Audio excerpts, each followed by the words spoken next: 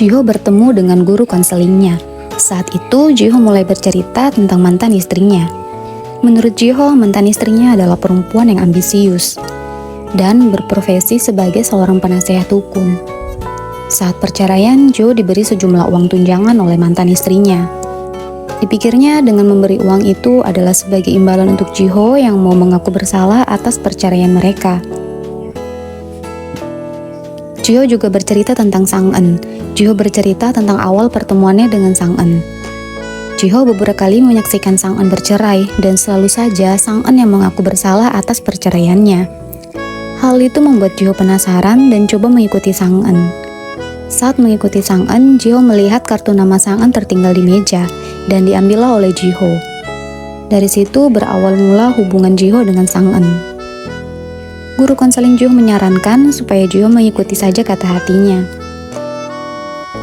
Sesudah Haejin mengumumkan kalau Sang-eun adalah kekasihnya, Sang-eun ini marah pada Haejin karena tanpa persetujuannya, Haejin langsung membawanya untuk membuat pengumuman di depan para wartawan. Haejin berkata ke Sang-eun kalau dia sudah tahu profesi Sang-eun yang sesungguhnya. Sang-eun merasa Haejin mengintainya. Sang-eun bilang ke Haejin kalau dia sudah pensiun. Tapi saat Sang-eun mau pergi, Haejin mengingatkan soal Nyonya Yo yang dibebaskan oleh Sang-eun. Haejin bilang apa Sang-eun tidak butuh uang saat ini. Haejin menarik tangan Sang-eun sambil bilang dia juga ingin bebas seperti Sang-eun, tapi dia tidak bisa karena harus melindungi ibunya. Haejin memohon pada Sang-eun. Ketika Sang-eun mau pulang, di luar banyak wartawan. Untuk menghindari wartawan, Sang-eun disuruh Haejin menyamar menjadi kurir.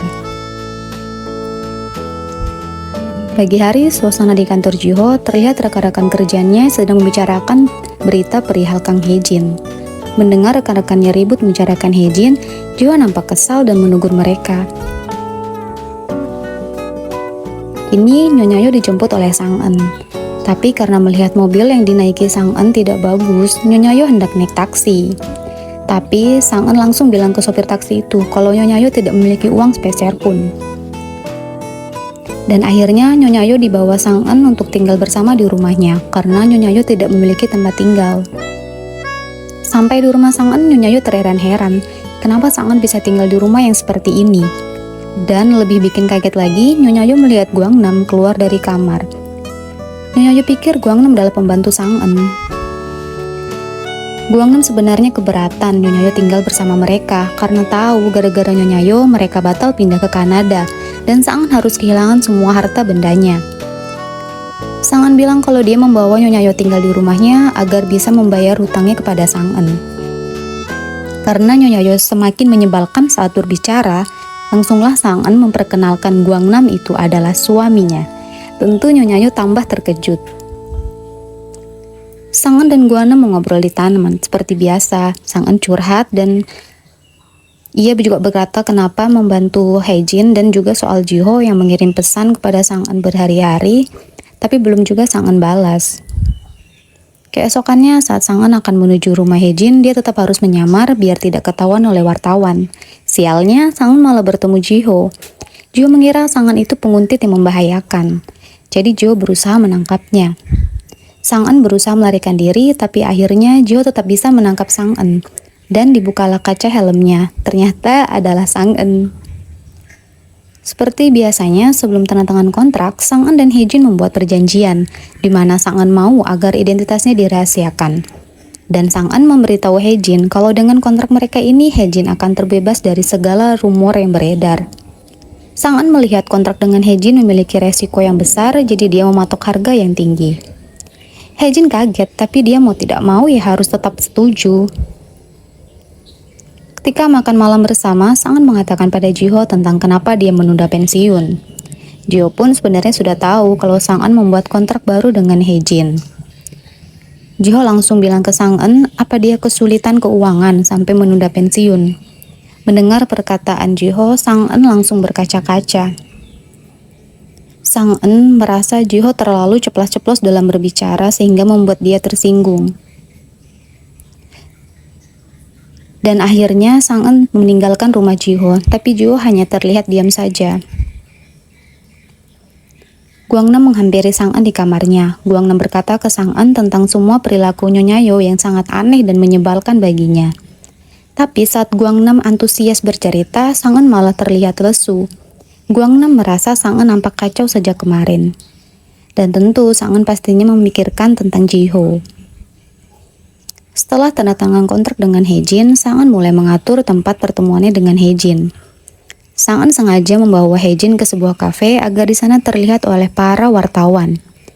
Dan setelahnya mereka pergi ke sebuah tempat parkir. Di dalam mobil, Sang En malah tidur, tapi Hejin tidak bisa tidur karena dia menderita insomnia. Hejin terus-menerus memandangi wajah Sang En. Pagi harinya di kantor Jiho, terlihat rekan-rekan Jiho membicarakan perihal Hejin dan kekasihnya lagi. Seperti sebelumnya, Jiho langsung memarahi teman-teman kerjanya. Di hari terakhir kontrak antara Jiho dan Sang En, Jiho menunggu Sang En datang. Tapi setelah lama menunggu, Sang En tidak datang juga.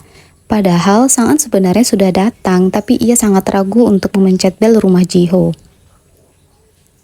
Akhirnya Jiho memutuskan untuk bertemu lagi dengan guru konselingnya. Jiho curhat mengenai perasaannya ke Sang En, tapi dia masih bingung harus berbuat apa. Guru konseling Jiho menyuruh Jiho untuk mengungkapkan saja perasaan di hatinya dan jangan dipendam lagi. Kali ini jadwal Sang En bertemu Hejin. Sang En datang ke rumah Hejin dan mempersiapkan sebaik mungkin agar mereka tetap dapat dilihat oleh para wartawan di luar sana. Sepulangnya dari rumah Hejin, ternyata Jiho melihat mobil Sang En diikuti oleh para wartawan.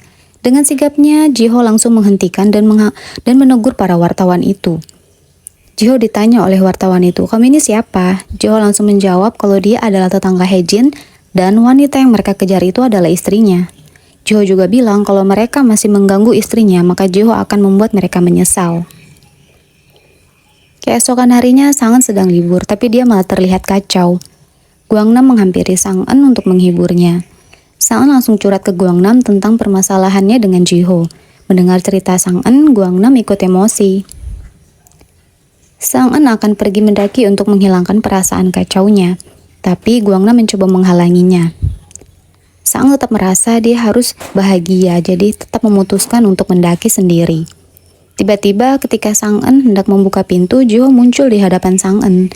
Jiho langsung bertanya ke Sang En kenapa tidak datang bekerja di jadwal biasanya. Padahal Jiho sudah menunggu Sang En datang.